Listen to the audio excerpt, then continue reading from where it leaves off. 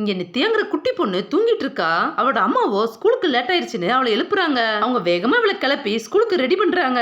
இவளை ஸ்கூலுக்கு கொண்டு போய் விடுறதுக்காக ஒரு அங்கிள் வர்றாரு. இந்த குட்டி பொண்ணு அவர் தான் தினமும் ஸ்கூலுக்கு கொண்டு போய் விடுறாரு. ஸ்கூல் லஞ்ச் டைம்ல இந்த பொண்ணு அவங்க அம்மா கொடுத்து விட்டதை எடுத்து சாப்பிடுறா. பட் அவளுக்கு அந்த சாப்பாடு பிடிக்கவே இல்ல. இதனால அவ யாருக்குமே தெரியாம அதை வெளியில கொட்டிடுறா. இவ இப்படி கொட்டுறத அவ கிளாஸ்ல உள்ள ஒரு பையன் பாத்துறான். அவன் இவகிட்ட எதுக்கு இப்படி கொட்டுற, டீச்சர் பார்த்தா வைவாங்கன்னு சொல்றான். இவளோ நீ யார்கிட்ட இதை பத்தி சொல்லாதன்னு சொல்லிடுறா. இவங்க இப்படி பேசிட்டு இருக்கத அவளோட கிளாஸ் டீச்சர் பாத்துறாங்க. அவங்க இவளை கூப்பிட்டு இத பத்தி விசாரிக்கிறாங்க. இவளோ இல்லன்னு போய் சொல்றா. அப்ப டீச்சர் நிறைய பேர் ஒருவேளை சாப்பாடு கூட இல்லாம ரொம்ப கஷ்டப்பட்டுட்டு இருக்காங்க, நீ இப்படி ஈஸியா சாப்பாடு கீழே போடுறன்னு சொல்றாங்க.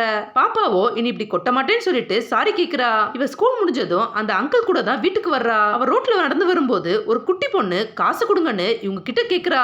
அவரோ என்கிட்ட காசு இல்லன்னு சொல்லிட்டு பாப்பாவை கூட்டிட்டு கிளம்புறாரு. பட் அந்த பொண்ணும் விடாம இவங்க முன்னாடி வந்து நின்னு நான் காலையில இருந்து சாப்பிடல, எனக்கு ரொம்ப பசிக்குது, ஏதாவது சாப்பிட கொடுங்கன்னு கேக்குறா. இவரோ என்கிட்ட காசு இல்லன்னு சொல்லிட்டு நித்யா கூட்டிட்டு வீட்டுக்கு வந்துடுறாரு. அன்னைக்கு நைட்டு நித்யா தூங்கிட்டு இருக்கும்போது அவளுக்கு அந்த ரோட்ல பார்த்த குட்டி பொண்ணு தான் கனவுல வந்துகிட்டே இருக்கா. அடுத்த நாள் நித்யா ஸ்கூலுக்கு கிளம்புறதுக்கு முன்னாடி அம்மா கிட்ட இன்னைக்கு லஞ்ச் என்னன்னு கேக்குறா. அம்மாவோ பிரெட் செஞ்சு வச்சிருக்கேன்னு சொல்றாங்க. உடனே பாப்பா எனக்கு எக்ஸ்ட்ரா 2 பிரெட் வைங்கன்னு சொல்றா. அம்மாவும் சரின்னு அவ கேட்ட மாதிரியே அவளுக்கு வச்சு கொடுக்குறாங்க. அவ அதை வாங்கிட்டு ஸ்கூலுக்கு கிளம்பி போறா. கொஞ்ச நாள் கழிச்சு பாப்பா ஸ்கூலுக்கு போயிட்டு வந்ததும் அம்மா அந்த அங்கிள் கிட்ட உங்ககிட்ட ஒண்ணு கேட்கணும்னு சொல்லி அவரை உட்கார சொல்றாங்க. அம்மா அவர்கிட்ட இன்னைக்கு நான் நித்யாவோட ஸ்கூலுக்கு போனேன், டீச்சர் என்கிட்ட நித்யா ஸ்கூல்ல சாப்பிடறதே இல்லைன்னு சொன்னாங்க, நீங்க போற வழியில அவளுக்கு சாப்பிட ஏதாச்சும் வாங்கி கொடுக்கீங்களான்னு கேக்குறாங்க. அவரோ பயந்துகிட்டே நான் எதுவும் வாங்கி கொடுக்கலன்னு சொல்றாரு. அம்மாவோ நீங்களும் எதுவும் வாங்கி கொடுக்கலன்னா அப்ப அவ எதை தான் சாப்பிடுறா, அவளுக்கு கொடுத்து விட்ட சாப்பாடுலாம் என்ன ஆகுதுன்னு கேக்குறாங்க. இவரோ தயங்கிக்கிட்டே உங்க பொண்ணு ரொம்ப அன்பானவ, இந்த வயசுல உள்ள பிள்ளைங்க யாரும் இப்படி யோசிக்கிறது கிடையாது, பட் உங்க பொண்ணும் எல்லார் மேலயும் ரொம்ப பாசமா இருக்கிறான்னு சொல்றாரு. அம்மாவுக்கோ இவர் சொல்றது எதுவுமே புரியல. அப்ப அவரு உங்க பொண்ணு இதை யார்கிட்டயும் சொல்லக்கூடாதுன்னு என்கிட்ட பிராமிஸ் வாங்கியிருந்தா, பட் நீங்க கேக்குறதால உங்ககிட்ட சொல்றேன்னு என்ன நடந்துச்சுன்னு சொல்றாரு. இந்த குட்டி பாப்பா தினமும் அம்மா கிட்ட எக்ஸ்ட்ரா சாப்பாடு வாங்கிட்டு ஸ்கூல் முடிஞ்சதும் அந்த குட்டி பொண்ணு இருக்கிற இடத்துக்கு அந்த அங்கிளை கூட்டிட்டு போயிருக்கா.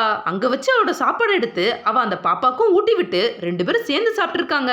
அப்ப நித்யா அந்த பொண்ணு கிட்ட உங்க அம்மா உனக்கு என்ன சமைச்சு கொடுப்பாங்கன்னு கேக்குறா.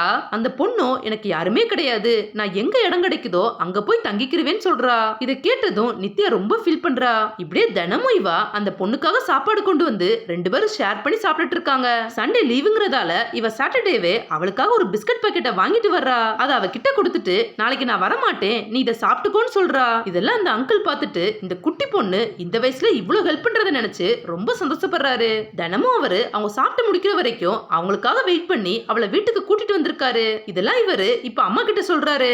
அம்மாவோ இப்பதான் எனக்கு என்ன நடந்துச்சுன்னே புரியுதுன்னு சொல்றாங்க. அப்ப அந்த அங்கிளோ இத அவகிட்ட கேட்காதீங்க, நான் யார்கிட்டயும் சொல்ல மாட்டேன்னு அவகிட்ட பிராமிஸ் பண்ணியிருந்தேன்னு சொல்றாரு. அம்மாவோ நான் அதை பத்தி அவகிட்ட கேட்க மாட்டேன்னு சொல்லிடுறாங்க. அடுத்த நாள் விநாயகர் சதுர்த்தி கொண்டாடுறதுக்காக அம்மா வீடு டெக்கரேட் பண்ணிருக்காங்க. அப்ப நித்யாவோ ரொம்ப சோகமா தனியா ரூம்ல உட்கார்ந்துருக்கா. அம்மா அவகிட்ட வந்து என்னாச்சு பூஜை பண்ணணும் வான்னு கூப்பிடுறாங்க. இவ்வளவு ஃபீல் பண்ணிக்கிட்டே வெளியில வர்றா. இவ வெளியில வந்து பார்த்தா அங்க இன்னொரு பொண்ணு அழகா புது ட்ரெஸ் போட்டுட்டு இருக்கா. இவ அவளை பார்த்ததும் ரொம்ப சந்தோஷப்படுறா. 2 பேரும் சேர்ந்து ஹாப்பியா பூஜை பண்றாங்க. அம்மா தான் அவங்க பொண்ணுக்காக அந்த குட்டி பொண்ணையும் அவங்களோட பொண்ணை வளர்க்கறதுக்காக கூட்டிட்டு வந்திருக்காங்க.